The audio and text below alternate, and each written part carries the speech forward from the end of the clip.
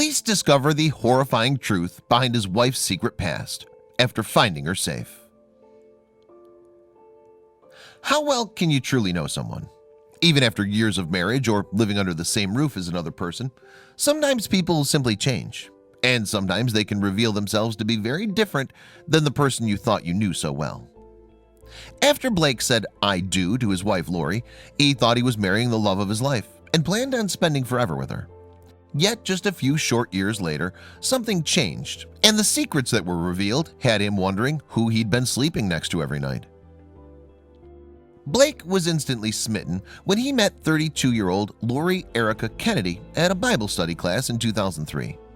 He was the son of a well-established family in East Texas, and she was a shy, introverted woman from Arizona who didn't know anyone in the area yet. Lori was quiet about her past and made it clear she'd been through a lot. Both her parents passed away, and her father, a failed stockbroker, left her with nothing. She had no brothers or sisters or any family in Texas. Blake's family, on the other hand, had a lot of questions about his aloof new girlfriend, but he paid them no mind. Despite the Ruffs' hesitations to accept Lori as one of their own, she and Blake married at a private ceremony with only their preacher present in 2004. They decided to get away from Blake's family and moved to Leonard, Texas, where they hoped to start a family together. Unfortunately, starting a family wouldn't be so simple.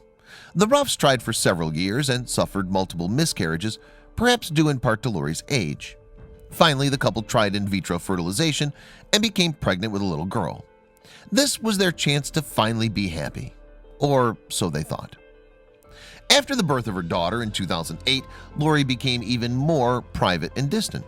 Her little girl was everything to her, but her overprotective behavior became increasingly upsetting to the Ruffs. She wouldn't let anyone else hold her daughter, not even the baby's own grandmother. To everyone around them, the Ruffs seemed completely normal, but Blake's family had a bad feeling that something wasn't right with his peculiar wife.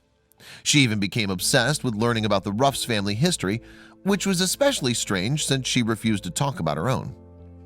When Lori banned Blake's parents from seeing their granddaughter, that was the last straw. Tensions had grown higher between Blake's wife and his family, and it put a great strain on their marriage. Lori was extremely depressed and could barely take care of their little girl anymore. In 2010, Blake and Lori tried marriage counseling as a last attempt at saving their crumbling union. Unfortunately, it was already too late, and Lori was not the same woman Blake had married. He finally listened to his family and moved back home with them, filing for divorce that spring.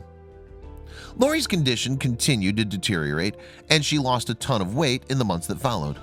She sought help at a local church and would manically ramble on to the pastor about how she didn't understand why her life had fallen apart. She would repeat herself over and over and constantly fidget with her hands. By December 2010, Lori's undiagnosed mental illness and the pain from separation of her husband and loss of her daughter had completely ruined her. On Christmas Eve, Lori drove to the Ruffs' family home with a shotgun in tow and parked her black Tahoe outside. She never made it to the front door. Lori committed suicide in her car, leaving Blake's father to discover her lifeless body along with 2 letters. One was addressed to Blake and the second to their 2-year-old daughter, which included directions to be opened on her 18th birthday. Unfortunately, the notes left them with nothing more but incoherent rambling. Blake was completely devastated, and his family was shocked. They knew Lori was disturbed, but no one suspected she was suicidal. It wasn't until Blake was sorting through Lori's things that he realized that she wasn't just a very sick woman, but that his family had been right all along. She was hiding some very dark secrets. While searching the home they once shared together, Blake found a sealed lunchbox in the back of her closet. Lori was always very adamant about her husband never touching the private safe of sorts, and he never even questioned it. Now it was time for the truth. A police officer cracked open the box and pulled out various documents, including several different IDs, all with different names from different states. There was also a birth certificate with a name he'd never heard before, and a document of a legal name change from when Lori would have been just 17 years old. The document revealed Becky Sue Turner legally changed her name to Lori Erica Kennedy in 1988. But a little digging on the bizarre tragedy revealed something even more shocking.